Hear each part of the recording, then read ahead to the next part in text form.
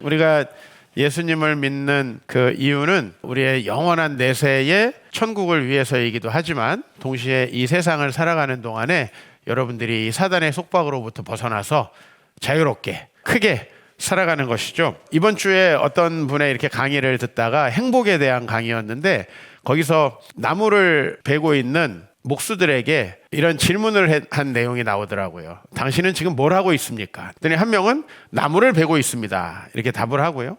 다른 한 명은 일당을 벌고 있습니다. 다른 한 명은 나는 왕궁을 짓고 있습니다. 이렇게 이야기를 하더래요. 짤막한 질문인데 그 질문 하나면은 충분히 그 사람의 미래를 예측해 볼 수 있을 것 같아요.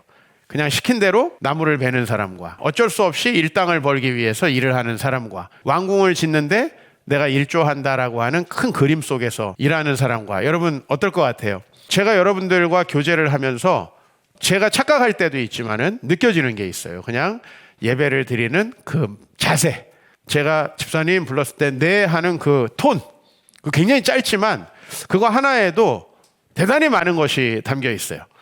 여러분들의 삶이 어떤가 한번 돌아보면 좋겠습니다. 오늘 교회에 예배 드리러 오는데 나는 어떤 마음으로 오는 건가? 오늘도 예배를 와야 되니까 온다. 나는 그냥 오늘 크리스찬의 의무를 다하고 있는 것이다. 직장에 갔는데 나는 대출금을 갚아야 되니까 어쩔 수 없이 이 족쇄를 차고 이 직장을 다녀야 된다 하는 분과 똑같은 8시간을 하루에 일하는데 나는 뭔가 하나님의 큰 그림 속에서 주님 나라를 이루어 간다. 얼마나 차이가 나겠어요? 목사님들과 제가 이제 세미나를 많이 하고 이제 600교회를 넘어서 저와 함께 공부하신 분들이 700교회 정도가 되어가고 있습니다. 근데 그 분들을 이제 만나다 보니까는 목사님들이 이제 지금 목회를 하면서 그 자세를 좀 알 수가 있어요. 그들과 이렇게 잠깐만 대화해봐도. 근데 상당히 많은 분들이 교회 자립을 목표로 하는 거예요. 교회 자립을 목표로 하는 목사님은 직장을 다니는 사람들이 대출금 갚아가지고 노후를 준비하려고 다니는 거하고 굉장히 비슷해요. 그죠? 교회를 자립한다. 우리 교회가 교회 자립이라는 얘기를 단 한 번이라도 해본 적이 있나요? 저는 그런 얘기를 해본 적이 없어요. 저는 복음으로 이 도시를 변화시킨다는 생각을 가지고 지금까지 목회를 해왔고요. 자립은 하나님이 알아서 시켜주셨어요. 코로나 기간에 어떻게 코로나가 빨리 끝날까? 저는 그런 고민을 하지 않고 어떻게 이 한 주 한 주 하나님 앞에 우리가 신실하게 예배할까를 고민했습니다. 그게 여러분들과 제가 해왔던 일이고요. 그러다 보니까 저희는 코로나 기간 속에서도 당연히 성도님들의 예배 참석이나 모든 면들이 줄어들지 않았을 뿐만 아니라 많은 분들이 기도회에 함께 참석하면서 지금 말씀 묵상을 하는 운동이 일어나고 있고요. 코로나 와중에 선교사님도 추가적으로 파송할 수 있었고 그리고 교회 이전도 주님 안에서 이렇게 잘 마무리할 수 있었어요. 어떤 자세를 가지고 하느냐는 거죠. 어차피 저도 하나님이 이 땅에 보내신 삶 동안에 살고 있고요. 그죠? 여러분도 살고 있고 여러분 주변에 있는 또 다른 분들도 똑같이 삽니다. 어떤 마음? 나무를 베는 마음? 나무를 벤다라고 하는 그런 어떤 시키는 거 한다라는 그런 마음? 내가 일당을 벌고 있다.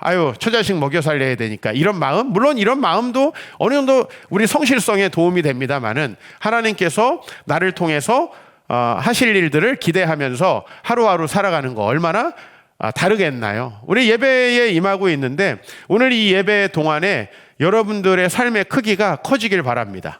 왜냐하면 우리 능력으로 어차피 사는 건 아니에요. 이스라엘 백성들이 얼마나 작은 민족이었어요. 역사적으로 그만한 민족들이 없어져서 지금 나라가 되지 못한 나라가 수도 없이 많습니다. 그러나 하나님께서 이스라엘 백성들을 택하셨을 때 그들은 민족 중에 뛰어난 민족. 왜 뛰어나요? 그들이 제국이라서 뛰어난 게 아니라 다른 나라에 하나님의 복음을 전하는 통로로 쓰이고 온 세상에 정말 소망을 주는 그런 민족으로 쓰임을 받지 않았습니까? 똑같은 예배에 여러분들 어떤 마음으로 오셨습니까? 제가 여러분들 예배에 기쁜 마음으로 또 일찍 나오는 것을 상당히 중요하게 생각합니다. 왜냐하면 그것이 예배에 나오는 그 태도와 그분이 얼마나 이 예배에서 얻어갈까가 결정이 되는 거거든요. 오늘 제목은 하나님의 크기가 삶의 크기다라는 이런 제목으로 말씀을 나눕니다. 여러분들의 삶의 크기가 좀 커질 수 있는, 그건 다른 게 없어요. 상황 때문이 아니라 내 마음에 하나님을 믿는 믿음이 커지는 이 예배가 되시길 축복합니다. 우리가 오늘 출애굽 본문을 택했습니다. 이스라엘 백성들이 출애굽을 할 때 뒤에는 애굽의 군대가 쫓아오고 앞에는 바다가 가로막고 있습니다. 그렇죠? 이 출애굽이라는 장면은 신약 성경과 구약 성경 통틀어서 하나님께서 온 세상을 구원하는 그 하나님의 구원 계획의 가장 중요한 모먼트 중에 하나다. 그러니까 온 소망 없는 인류들 가운데 하나님이 한 사람을 택하셔서 그의 후손으로 민족을 세우시는, 또 한 작은 민족을 구원하셔서 이제 온 세상에 하나님의 복음을 계시하는 통로로 사용하시고, 예수님을 통해서 초대교회를 만드셔서 온 세상에 선교한 이 세 가지 사건이 우리가 성경에서 뽑을 수 있는 가장 중요한 모먼트 중에 하나다. 근데 이 세 가지 사건의 공통점이 뭐냐면 전부 다 인간이 도저히 기대할 수 없는 놀라운 일들로 이 일들이 가능했다라는 것이죠. 여러분 한번 생각해 보세요. 온 세상 인류를 구원하는 일이 우리가 가진 자원과 능력으로 가능하겠습니까? 제가 가진 능력으로 할 수 있는 일이 뭐가 있겠어요? 저나 잘 먹고 살아야죠. 그래서 우리는 우리 삶의 스케일을 굉장히 작게 만듭니다. 제가 우리 부모님께 한 번도 들어보지 않았지만 제가 만나는 많은 성도님들이 부모님께 들었던 말씀이라고 저에게 전해주는 게 뭐냐면, 취업해야 되니까 공대 가라, 안전하게 뭐 시험 봐라, 뭐 이런 얘기를 되게 부모님께 많이 들었다는 거예요. 근데 저는 저에게 그렇게 말씀해 주시지 않은 우리 아버지가 너무 감사합니다. 왜냐하면 제 삶의 스케일을 취업과 대출금 갚는 일에 줄여놓지 않았다는 거죠. 하나님이 창조한 우리 인간은 훨씬 더 위대합니다. 하나님이 창세기 1장에 우리를 창조하실 때 우리를 하나님의 형상으로 창조했다고 했습니다.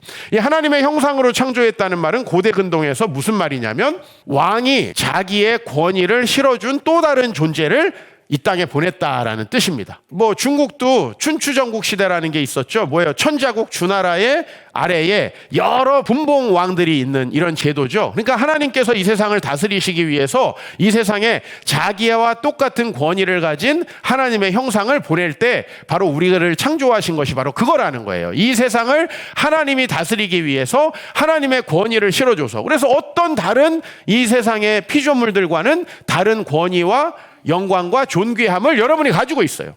근데 우리가 이 세상 속에서 하나님을 딱 떠나보내면 우리는 어떻게 먹고 살지? 뭐 먹고? 우리 미래는 어떻게 되는 거지? 이런 걸 늘 두려워하고 불안해하는 사람으로 전락한다는 거예요. 그러니까 우리가 하나님을 모르고 우상숭배를 한다는 것은 나쁜 짓을 한다는 뜻이 아니고 여러분의 삶의 크기가 매우 축소된다. 하나님이 원래 우리를 창조했던 계획으로부터 우리가 멀어지면 우리의 삶은 좀 딱 다가오는 말로 하면 매우 추접스러워진다. 이렇게 보면 돼요. 이걸 하나님이 보실 때 너무 안타까워 하신다는 거죠. 그래서 오늘 이스라엘 백성들, 자기들이 생각할 때는 정말 별거 아닌 백성인데 하나님이 그들에게 너희는 가나안 땅을 얻을 수 있는 민족이다 라는 거죠. 그래서 출애굽을 합니다. 그 앞에 바다가 가로막고 있습니다. 그럴 때 오늘 14장 21절 본문이 뭐라고 말하고 있습니까? 모세가 바다 위로 손을 내밀매 여호와께서 큰 동풍이 밤새도록 바닷물을 물러가게 하시니 물이 갈라져 바다가 마른 땅이 된지라. 큰 동풍이 하나님께서 놀랍게 역사하시는 거죠. 어떤 사람이 이렇게 얘기해요. 이런 일이 어디 있냐? 이거는 고대인들이 만들어낸 신화다, 신화. 여러분, 이게 신화면 기독교는 아무 의미가 없어요. 그냥 이스라엘 민족이 자기들끼리 민족 해방을 해가지고 뭐 독립된 국가를 이루어서 그래도 약간의 영화와 번영을 누렸다. 이런 나라는 세상에 굉장히 많습니다. 근데 왜 우리가 이 이스라엘의 이야기에 주목하냐면 하나님께서 그들을 통해 자신을 드러내신 거죠. 하나님이 얼마나 크고 위대하신 분인지를 하나님은 아브라함에게 드러내시고 이스라엘에게 드러내시고 예수 그리스도와 그 제자들에게 드러내셨다는 거죠. 이 세 가지의 중요한 모먼트들이 여러분의 신앙을 어렵게 한다면 이건 굉장히 불행한 일이에요. 저는 이것이 오히려 하나님을 믿을 수밖에 없다. 우리 기독교의 하나님이 이런 역사를 일으키시는 분이 아니라고 하면 여러분 오늘 그분께 우리가 예배할 필요가 있나요? 내 삶을 개선시켜 주실 수 있나요? 예? 사실은 바닷물로 바다가 갈라진 게 아니라 얕은 바다를 건너갔겠지. 그때 마침 살랑살랑 바람이 불었겠지. 그러면 애굽 군대는 왜 못 건넜나요? 이거는 전부 다 너무나 정말 얄팍한 자기들의 생각으로 이 성경을 축소하는 겁니다. 하나님의 능력이 없다면요, 여러분 그 능력 없는 하나님을 오늘 뭐하러 예배하고 여기 앉아 계시느냐는 거죠. 의미가 없잖아요. 그 아무 일도 하실 수 없는 분이 하나님이 아브라함에게 100세 때 아들을 주셨겠습니까? 어떻게 좀 몸이 갑자기 좋아져가지고 임신이 됐겠죠. 이렇게 얘기하는 분들이 계세요. 예수님 부활은 무슨 부활입니까? 제자들이 뻥치고 부활했다 그래가지고, 근데 그게 어떻게 믿어져가지고 그냥 이렇게 확 불타고 일어나가지고 기독교가 이렇게 세계적으로 된 거 아닙니까? 말도 안 되는 이야기죠. 제자들이 그 거짓말을 하고 그 거짓말을 믿었다는 죄로 전부 다 십자가에 못 박혀 죽거나 순교했는데, 누가 자기가 거짓말을 해가지고 그걸 때문에 순교하는 사람이 어디 있습니까? 한마디만 하면 되잖아요. 뭐라고? 뻥이었어. 한마디만 하면 그들은 불타 죽을지 않을 수 있었는데 그러지 않았다는 거죠. 왜? 진짜였으니까. 여러분, 누가 가짜로 죽은 예수님을 믿으면서 그분의 복음을 전하려고 순교를 합니까? 말도 안 되잖아요. 그렇잖아요, 여러분. 그러니까 하나님의 놀라운 능력이 이 역사 가운데 계시되었다고 하는 거예요. 하나님께서 아브라함에게 어떻게 하셨습니까? 여호와께서 말씀하신 대로 사라를 돌보셨고, 여호와께서 말씀하신 대로 사라에게 행하셨으므로 사라가 임신하고 하나님이 말씀하신 시기가 되어 노년의 아브라함에게 아들을 낳으니. 너무나 중요한 사건이죠.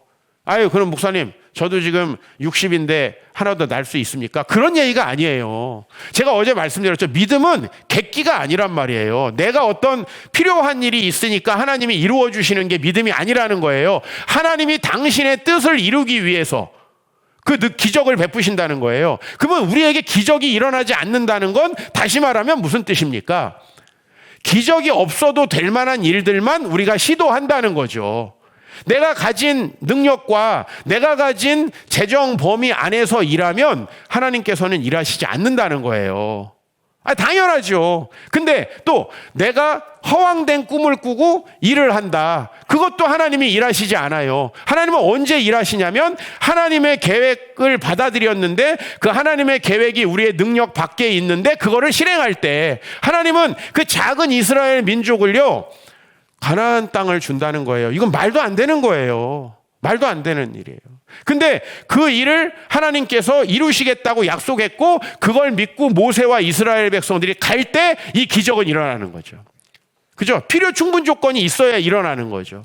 하나님께서 우리에게 주신 명령을 수행할 때 그것은 분명히 뭐가 필요하냐면 내가 할 수 없는 영역을 믿는 믿음이 필요하다는 거예요. 그거를 내가 할 수 있는 영역으로 축소해 놓으면은 우리는 사실은 하나님의 능력을 하나도 맛보지 못하게 되는 거다, 이 말이죠. 에베소서 1장 20절에 그의 능력이 그리스도 안에서 역사하사 죽은 자들 가운데서 다시 살리시고 하늘에서 자기 오른편에 앉히사. 우리가 오늘 출애굽 본문을 택했지만 그 전에 아브라함에게 자녀를 주시는 본문, 그래서 거기서 끊어졌으면 이스라엘이라는 민족은 없어지잖아요. 출애굽을 안 하고 그들이 노예 민족으로 섞여버렸으면 이스라엘이란 없잖아요. 예수님이 이 세상에 오셔가지고 좋은 가르침을 주셨지만 십자가에 죽고 끝났다면 그냥 하나의 선생에 불과하죠. 지금 이 세상에 소크라테스를 믿는 사람 있어요? 없잖아요. 지금 이 세상에 공자를 믿는 사람 있냐고요? 중국 사람도 아무도 안 믿습니다. 그러니까 하나님께서 하신 일이 아니라면요, 기독교 신앙이 지금까지 올 수가 없는 거죠. 그 중요한 모먼트들마다 하나님은 뭘 하셨냐면 위대한 일을 하셨다는 거죠. 우리가 상상할 수 없는 일을 하셨다는 거죠. 거기서 뭐가 발생하냐면 믿음이라는 게 발생하는 거죠. 여러분들이 기독교 신앙을 배우면서 자꾸 말씀을 접해야 되는 이유는 뭐냐면요, 우리는 자꾸 우리의 식으로 계산을 하려는 경향이 있단 말이에요. 이거 딱 일이 있을 때 이거 내가 할 수 있는 일인가 할 수 없는 일인가, 할 수 없는 일은 안 하고 할 수 있는 일을 하죠. 아니, 실제로는 직장 다니면서 내가 할 수 있는데 좀 오래 걸리고 빡센 일도 우리는 하기 싫어하잖아요. 그게 우리잖아요. 그러면서 이제 나이가 들어서 뭐 머리가 안 돌아가요. 뭐 머리를 안 쓰니까 안 돌아가는 거예요. 우리나라에서 정상적으로 사회생활하는 정도면은 어떤 것도 못할 게 없어요. 하나님이 이제 추가적으로 그 사람에게 용기와 지혜를 주시면 다 가능한 거예요. 하나님께서 초대교회에 7 집사를 세울 때 그들에게 뭘 주셨냐면 지혜와 성령 충만을 주셨어요. 머리 좋아서 그걸 하는 게 아니라는 겁니다. 하나님께서 하시는 일은 믿음이 필요한 거예요. 문제는 우리가 그것을 믿기 어렵다는 거죠. 이스라엘 백성이 어떤 태도를 보였는지 한번 출애굽기 14장으로 다시 가보자고요. 출애굽기 14장에 바로가 가까이 와요. 지금 바로의 군대가 뒤에서 가까이 와요. 앞에는 뭐가 있어요? 바다가 있어요. 이스라엘 자손이 눈을 들어본즉 애굽 사람들이 자기들 뒤에 일었어요. 이스라엘 자손이 심히 두려워하여 여호와께 무르짖고 모세에게 이렇게 말해요. 애굽에 매장지가 없어서 당신은 우리를 이끌어내요 이 광야에서 죽게 하느냐? 그렇죠? 네. 이건 너무나 현실과 맞지 않는 수사죠. 그렇죠? 애굽에 매장지가 없어서 이런 말은 하면 안 돼요. 근데 이스라엘 백성들은 지금 이런 말까지 하고 있는 거예요. 아브라함 형님도 크게 다르지 않아요. 하나님께서 내년에 이맘때에 너희에게 아들이 있으리라 그랬더니 내가 나이가 몇 갠데 아브라함이 몰래 이렇게 엎드려서 웃는 거죠. 혼자 생각하는 거예요. 마음속으로 말은 못하고. 그죠? 제가 여러분들에게 하나 더 나으시죠. 목사님 제가 나이가 몇 갠데 이게 하는 거죠. 100세 된 사람이 어찌 자식을 낳을까? 내 아내 사라는 90세인데 어찌 출산하리요? 요까지는 요거 가로로 닫아야 돼요. 지문이라고. 이건 하나님께 안 들리는데 하나님 다 알지요. 그리고 아브라함이 뭐라 그랬어요? 그냥 이스마엘이나 하나님 앞에서 살기를 원합니다. 이게 무슨 말이죠? 아브라함이 이제 큰 부자가 됐습니다. 하나님이 은혜를 주셔가지고 자기는 자리를 잡았어요. 근데 자식이 없어요. 그 나라에서는 이제 늙으면 상속자를 정해야 돼요. 상속자를 정하는데 자녀가 없으니까 처음에 세상 사람들의 관습대로 다메섹 엘리에셀이라고 하는 종을 상속자로 삼아야 되겠다 생각했어요. 근데 하나님이 그거 아니래요. 그러니까 그 다음에 내가 첩을 통해서 자녀를 낳으면 그것도 내 자식 아닌가. 그래서 가능한 임신이죠, 이거는. 자, 종을 쓰는 거, 첩을 통해 낳는 거, 이거는 하나님이 개입하지 않으셔도 되는 일이죠. 맞아요, 안 맞아요? 여러분이 가능한 일을 하고 하나님의 은혜라는 생각이 드느냐 이 말입니다. 내 재정 범위에서 내 능력 범위에서 내가 충분히 할 수 있는 일을 하고 이건 하나님이 하셨다 이런 생각이 드세요? 난 그거 절대 안 들던데. 그리고 하나님이 나에게 맡기시는 일은 항상 내가 가진 능력과 재정 범위에서는 도저히 불가능한 일을 시키더라고요. 근데 그 일을 하나님께서 시키셨으니까 할 때 하나님이 일하시는구나라는 걸 시험해 볼 수 있다라는 거죠. 그러니까 하나님은 아브라함에게 처음에 아주 상식적으로 종을 택하는 거죠. 왜? 당시에 주변 사람들이 다 그랬으니까. 두 번째로는 첩을 통해서 자녀를 낳죠. 그게 누구죠? 오늘 여기 이스마엘. 그러니까 하나님, 첩을 통해서 난 이 이스마엘도 내가 힘들게 낳습니다, 이거. 그러니까 이스마엘이나 하나님 앞에 좀 살게 해 주십시오라고 얘기한 거죠. 제가 무슨 하나님 앞에서 엄청난 일을 합니까? 직장에서 잘리지나 않게 해 주십시오. 굉장히 겸손한 것 같죠? 하나님 이런 말씀 엄청 싫어합니다. 왜? 자기를 제한하는 거기 때문에. 우리 아들들이 아버지가 뭔 돈 있다고 대학을 보내요. 우리 고등학교만 다닐게요. 좋아요? 대학 학비 안 들어간다. 엄청 좋아요? 이거 하나님 앞에서 한번 생각해 보시자고요. 예? 제가 하나님 무슨 한국교회를 바꾸고 무슨 세상을 바꿉니까? 이름 잘못 줬네. 세상의 빛. 교회 자립형 교회. 예? 교회나 자립했으면 좋겠습니다. 예? 제 사례비나 안 빠지고 나왔으면 좋겠습니다. 여러분 이렇게 목회하면 여러분 저하고 같이 신앙생활 하고 싶겠어요? 저런 수준 낮은 목사랑 내가 같이 하고 싶지 않다. 그런 생각 안 들겠어요? 이거는 하나님을 무지 제한하는 겁니다. 하나님은 저 교회에서 자립해가지고 여기서 저희 처자식 먹고 살 수 있는 사례비 받으라고 교회를 개척하게 하신 게 아니잖아요. 여러분들의 직장 가가지고 안 잘리고 그저 대출금 갚아가지고 죽을 때쯤 영모기지 해가지고 그걸로 이렇게 해서 몇 살 때까지면 얼마씩 받으면 되겠다. 이거 계산하라고 인생 주신 거 아니잖아요. 여러분이 그렇게 생각하면 하나님이 무지 기분 나빠하신다는 거예요. 이걸 되게 겸손하다고 생각하시는데 하나님은 그렇게 만드신 게 아니에요, 우리를.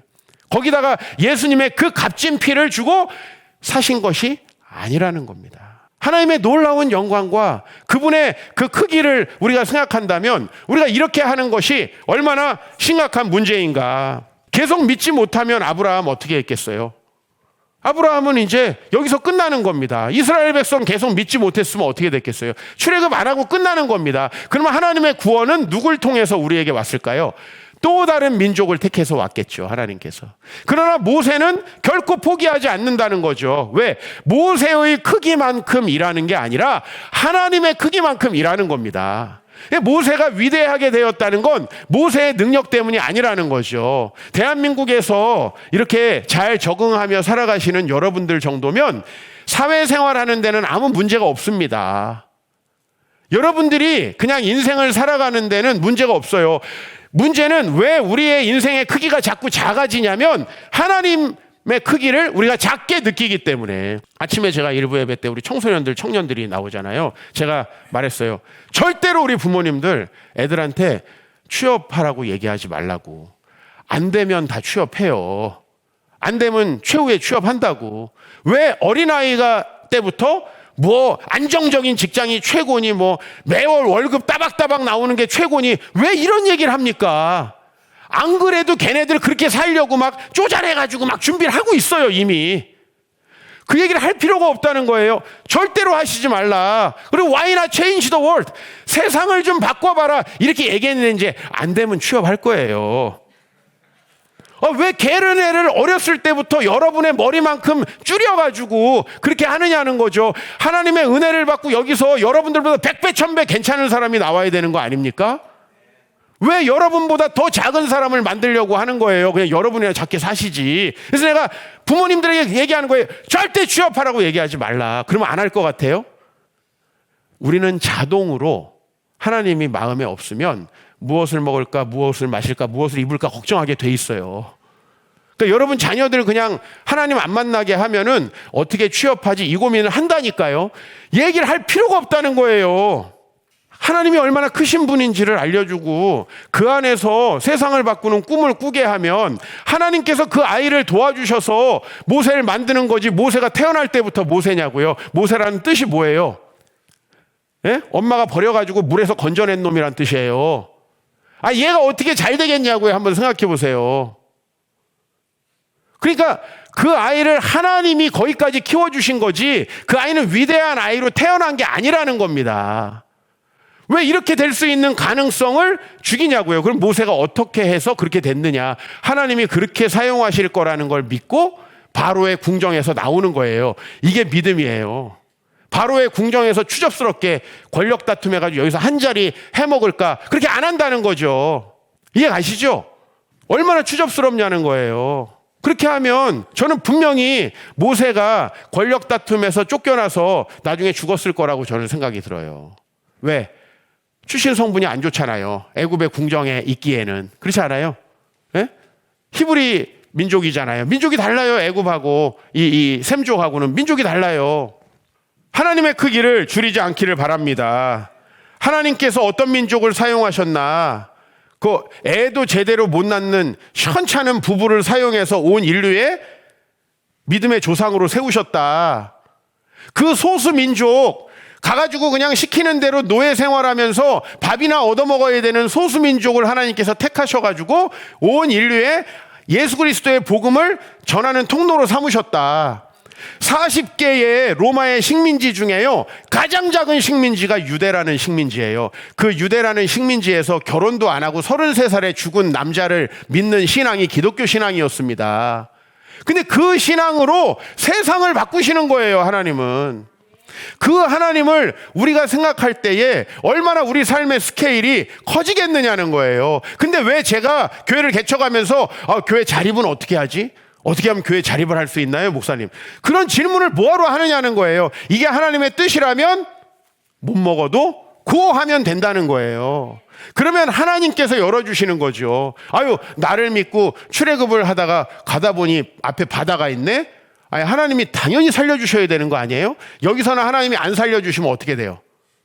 하나님 가오가 매우 떨어진다는 거예요. 하나님을 이해하셔야 돼요. 근데 여러분이 객기 부려가지고 바닷가에 가서 들어간다. 물 잔뜩 먹고 나오게 하신다고. 하나님 절대 바다 안 갈라주세요. 왜? 객기로 살 거 아니에요. 계속 객기 부리면서 살 거 아니에요. 그리고 객기도 못 부리고 아예 나오지 않는 사람들은요 일평생 노예로 사는 거예요. 노예로 태어난 게 아니라 노예로 살 것을 자기가 결정한 거예요. 하나님이 마음을 주시고 뜻을 주시고 비전을 주시면 그 길을 따라 가보는 거예요. 그게 좁은 문인데 그 좁은 문에는 하나님의 놀라운 역사가 있다라는 겁니다. J.B. 필립스라고 하는 영국의 목사님이 계십니다. 필립스. 면도기 아니고 이분은 뭐한 목사님이냐면 필립스 성경이라고 하는 자기만의 성경을 만드신 목사님이에요.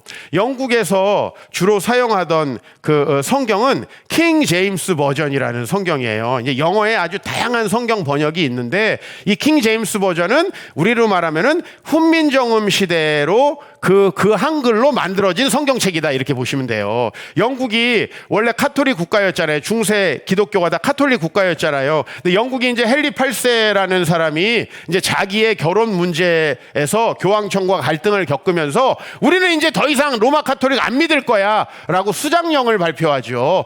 영국의 교회의 대빵은 교황이 아니고 왕이다. 영국 왕이다. 수장령을 발표한 거죠. 그래서 영국 교회가 로마로부터 떨어져 나가요. 그 다음에 이제 후손인 제임스 1세라는 사람이 우리만의 성경을 만들자. 그래가지고 영국어로 번역을 시켜가지고 만든 성경이 킹 제임스 성경이에요. 근데 이게 얼마나 오래됐습니까? 킹 제임스 버전 성경을 읽어보면 굉장히 생소하고 듣도 보도 못한 단어도 많고요. 그 다음에 무엇보다도 영어가 아직 현대화되지 않아가지고 격변화가 다 있어요. 이 격변화가 싹 없어진 게 현대 영어잖아요. 그러니까 이 현대의 이 젊은이들이 킹제임스 버전으로는 읽기가 잘 어려운 거예요. 필립스 목사님이 아니 지금 옛날 말로 돼 있어가지고 사람들이 하나님의 말씀 이해하지 못하는 거예요. 아니 우리 교회 자립한다? 이게 필립스 목사님의 목표가 아닌 거예요. 어떻게 이 시대를 살아가는 사람들에게 이 위대하신 하나님을 전해줄까 해서 그 성경을 전부 다 현대어로 바꿔서 필립스 성경이라는 걸 만든 거예요. 현대 영국어 성경이죠. 이 정도의 스케일은 있어야 되잖아요. 저도 아직 그 정도 스케일은 안 되고 저는 뭐 했습니까? 그냥 한국교회가 사용할 수 있는 제자훈련 성경 교재 만들자. 그죠?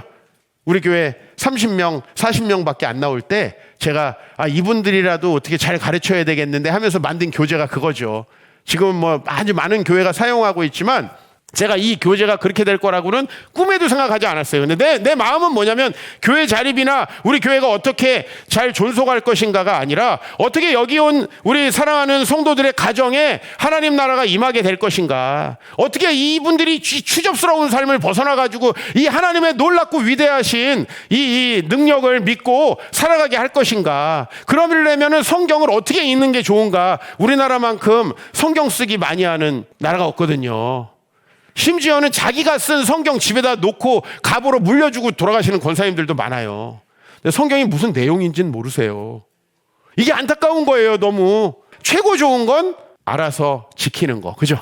그럼 쓸 필요가 전혀 없잖아요. 어떻게 할 것인가 고민을 한 거예요. 그리고 또 이거 성경 다 공부하려면 너무 중요한 거니까 5년 하자. 그럼 누가 하겠어요? 5년 하자. 하겠어요, 여러분들? 5년 살아있을지도 모르는데 이걸 어떻게 짧은 시간에 재밌게 또 재미없으면 또 요새 안 해요. 핵노잼. 그러면 안 한단 말이에요, 우리 애들.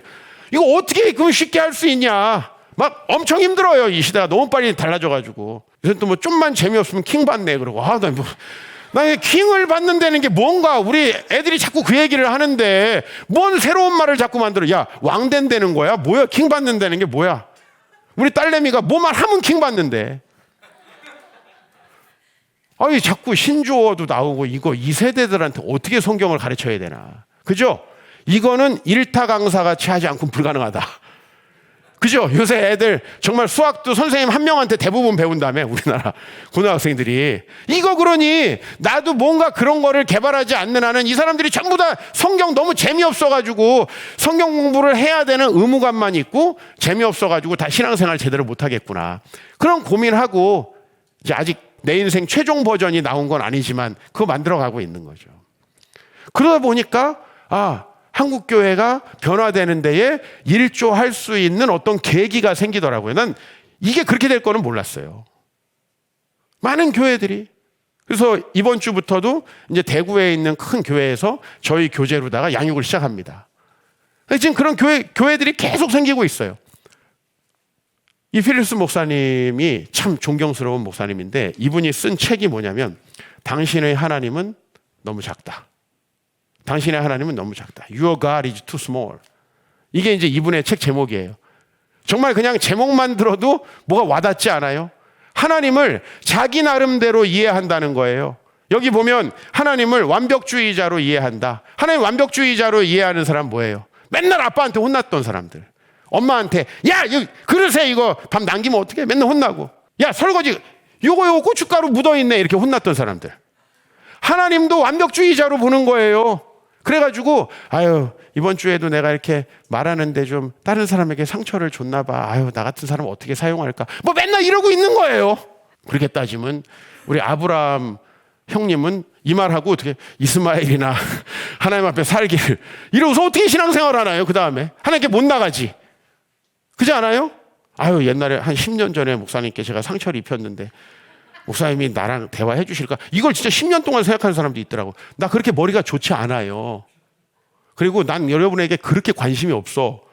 여러분에게 그런 말들을 기억을 할 시간도 없고 여유도 없어요. 모르시겠지 하고 오시면 거반 맞습니다. 물론 너 진짜 못생겼다 이런 말 하면 잊지 않지요. 그러나 대부분의 말들은 잊어버린다. 네? 하나님은 완벽주의자로 여러분이 퍼펙트하게 되길 원하시는 게 아니에요. 실수하고 허물이 있을 때 내가 우리 두 아들 녀석이 있었잖아요. 지금 한 놈 더 생겼지만은 근데 이 두 녀석이 똥을 쌌을 때 어렸을 때 반응이 너무 다른 거야. 우리 지민이는 감춰요. 똥 싸면 아빠가 혼내겠지? 감추는 거예요. 우리 재현이는 아빠 똥 쌌어. 재현이가 진짜 이게 아들의 태도인 거예요. 아빠가 똥 싸면 어때? 예? 학교 가가지고도 똥 싸가지고 내가 마침 학교 그 옆에서 커피 마시고 있다가 바로 가서 똥 싼 놈 데려다가 위로해 주면서 예? 재현아 아빠는 5학년 때까지 쌌어. 괜찮아. 너무 좋아하는 거예요. 아빠도 그랬구나. 1학년 때 싸고 안 싸더라고. 아빠보단 나아요 하여튼. 예. 하나님은요 어떤 하나님인가 여러분이 상상 속에 그리고 하나님을 좁쌀만한 그런 영감으로 두지 말라는 겁니다. 또 이 책에 나오는 내용이 뭐냐면 하나님 이 온 세상을 창조하고 다스리시는 분인데 아유 우리 집안일까지 어떻게 신경 쓰실까? 그러니까 안 되는 거예요. 여러분들은 조금만 뭐 높은 사람 되면 밑에 사람들 뭐 무시하는지 몰라도 우리 전지전능하신 하나님은 우리의 작은 신음에도 응답하신대요. 심지어는 우리가 말을 하지 못하는 것도 성령이 말할 수 없는 탄식으로 우리 마음을 다 하나님께 이야기해 주신다. 여러분 진짜 어려울 때는 말하기도 어렵잖아요. 돈이 애지간히 없어야 목사님 좀 기도해 주세요 그러지 너무 없으면 그것도 안 돼. TV에 이봉원인가 뭔가 나오잖아. 자기가 뭐 밥 먹으면 자기는 50만 원 낸대. 왜? 어차피 50억 대출이나 50억 50만 원 대출이나 똑같다는 거야. 이제 느낌이 아예 없어지면은 이제 뭐 가능성이 없는 거예요. 나 같은 사람 신경 쓸까? 하나님이 신경 쓰는 정도가 아니죠. 깔맞춤으로 해달라는 것보다 더 완벽한 방식으로. 그게 하나님이죠. 오늘 여러분에게 질문하고 싶어요. How big is your God to you? 하나님 도대체 여러분들에게 어느 정도 되시는 분이에요? 하나님이 이런 분이야 줄여놓고 거기 맞게 생활하시는 거예요. 거기 맞게. 이게 얼마나 스케일이 작습니까? 하나님이 여러분 안에 위대하시다면 어떤 일이 일어나느냐? 히브리서 11장에 보니까 그들은 여기서는 믿음으로 세상을 이긴 그들은 믿음으로 나라들을 이기기도 한대요. 여러분 우리가 국가에 속해서 살잖아요. 그러나 국가는 우리의 신앙의 양심을 존중하지 않을 때가 많습니다. 하물며 이 히브리서가 기록된 것은 AD 80년 정도인데 이미 AD 64년에 로마에서 기독교인을 산채로 300명을 태워 죽였잖아요. 그 벽제 화장터 근처에서 옛날에 나던 냄새 압니까? 그 사람 태우는 그 냄새? 그 냄새가 로마에서 몇 개월 동안 빠지지 않았대요. 300명을 태웠으니까. 어떻게 그 굴복해가지고 신앙이 없어졌습니까? 아니죠. 그들은 믿음으로 나라를 이깁니다. 자유민주주의 국가에서 살아가지만 대한민국이 여러분의 신앙 보장해 줍니까? 우리 어린아이들 학교 가가지고 믿지 않는 그 교사들한테 정말 비성경적인 거 얼마나 많이 배우나요? 그래가지고 우리가 기독교 학교 만들면 어떻게 돼요? 이 국가에서 니넨 지원 못 해줘. 니네 학력 인정 안 해. 그죠? 이렇게 해가지고 기독교 학교 만들면 전부 다 한 달에 100만 원, 200만 원씩 내야 돼요. 그러니까 나중에 귀족 학교로 변질되고. 그래서 제가 우리 청소년들, 우리 주일학교 자녀들 너무 신경 쓰는 거예요. 예. 그래도 요새 감사한 게 어제도 토요 기도에 모였는데 이거 뭐 고기반 물반이야. 애들이 한 절반이더라고. 애들이 다 부모님이 데려와서. 근데 요즘에 좀 훈련이 됐는지 우리 5살짜리 강지우도 꼼짝 안 하고 말씀을 듣더라고. 아, 가능성이 있다. 세상에서 아무리 헛된 걸 가르쳐도 우리의 신앙의 양심으로 충분히 이겨낼 수 있다. 국가가 시키는 대로 하면 여러분 신앙 못 지킵니다. 국가가 요구하는 대로, 이 사회가 요구하는 대로 하면 절대 신앙 못 지킵니다. 왜? 이 대한민국은 하나님 나라가 아니라 땡땡땡 정권이기 때문에 어느 정권이 들어와도 하나님 나라 못 지킵니다. 이거 우리가 싸워야 되는데 그들은 믿음으로 나라를 이기고 의를 행하고 약속을 받고 사자들의 입을 막기도 해요. 이거 얼마나 다가오는 얘기인지 아십니까? 로마의 기독교인들은 악질 기독교인으로 평가되면 검투사 대신에 원형극장에 들어가가지고 사자랑 1대1 UFC를 합니다. 레프리 스탑 컨테스트가 없는 시합이에요. 죽어야지 끝나는 시합. 사자를 죽이지 않으면 자기가 죽는 거예요. 그런데 그것도 이기고 불의 세력을 멸하고 얼마나 이게 다가오는 거예요. 불로 태우면서 너 지금 부인하면 살려줄게. 이런 일들이 엄청나게 있었다는 거예요. 사도 요한의 제자 폴리캅이라고 하는 사람 유명하죠. 지금 저 터키의 이즈밀이라는 곳에 가면은 바다가 쫙 내려다 보이는 서머나라고 하는 곳이 있어요. 과거 지명으로. 거기 뒤에 보면 에게해가 멋있게 쫙 펼쳐집니다. 근데 지금은 모든 지역에 모스크가 세워져 있어요. 그 첨탑이 있잖아요. 이렇게 해서 세워져 있는. 거기에서 폴리갑이 바로 예수님이 돌아가신 지 100년쯤 후에 화형을 당하면서도 절대 신앙을 포기하지 않았어요. 왜? 진짜니까. 하나님께서 나를 86년 동안 지켜주셨는데 내가 어떻게 하나님을 부인할 수 있겠습니까?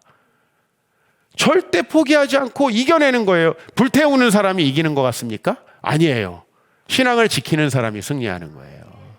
그래서 로마를 기독교가 뒤엎고 로마 제국은 멸망했는데 기독교는 로마를 정복한 이방인들이 택하는 종교가 됐죠. 너무 신기하지 않아요? 예? 이방민들, 그 훈족의 이동으로 해가지고 막 올랐던 반달족, 고트족, 뭐 부르군드족, 막 이 수많은 유럽의 이방인들이 로마를 정복한 다음에 어떻게 했는지 아세요? 로마는 파괴하고 로마의 신앙은 받아들였어요. 그래가지고 로마의 후예인 신성 로마 제국이 생긴 거예요.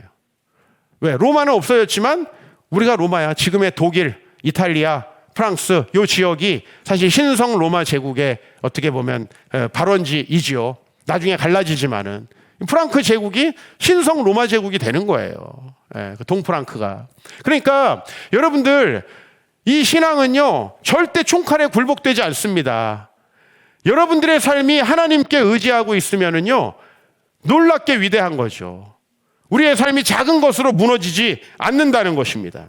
우리가 천국을 경험하면 여러분의 삶은 하나님의 비전으로 불탑니다. 그러면 위대해지는 거예요. 우리 이 시대의 청년들이 지금 분노하며 투표장으로 가고 있다 그래요. 취업은 안 되죠. 부동산 가격은 30억, 40억으로 올랐죠. 아, 이 세상에서는 안 되는구나. 집 못 사는구나. 분노하며 투표하고 있다고 생각합니다. 근데 제가 오늘 20, 30대 우리 성도님들에게 말씀드리고 싶어요. 뭐 분노하는 것까지 제가 뭐라고 할 거 없고 제가 뭐 여러분들에게 주택자금을 대출해 줄 능력도 안 돼요. 예. 근데 하나님 분명히 길이 있으세요. 하나님께서 그분을 바라보고 나아가는 사람에게는 이 세상 사람들과 다른 특별한 스토리를 가지고 살아가게 하신다는 거예요. 그게 어떤 길인지 저는 몰라요. 왜? 홍해가 갈라질 줄 누가 알았으며 100세 된 사람이 아이를 낳을 줄 누가 알았으며 예수님이 부활하는 건 예수님을 3년 쫓아다닌 제자들도 아무도 믿지 않았어요. 이런 놀라운 일이 일어난다는 겁니다. 하나님을 믿는 사람들에게는 일어난다는 겁니다. 그래서 여러분들이 담대하게 살아갈 수 있다. 이 세상 누구도 갈 수 없는 길을 가게 된다. 우리가 딱 이 세상을 보면 우리 20, 30대 어때요? 아유, 결혼도 포기, 자식도 포기. 우리 겨우 2사람 모아도 전셋값 오르는 거 따라가기 어렵다. 그죠? 이제 2년 후에 못 올리게 하니까 4년 후에 1억씩 올라. 뭔 돈으로 이 전세를 감당하죠? 세상의 제도로는 한계가 있어요. 할 수 없는 거예요. 정치인들 너무 믿지 마세요. 그냥 찍어주되 또 비슷하겠지 이렇게 찍는 게 맞아요. 누굴 찍어도 큰 부담 갖지 마시고 여러분이 안 찍은 분들이 됐다고 해가지고 나라 망한다 이런 생각 하지 마세요.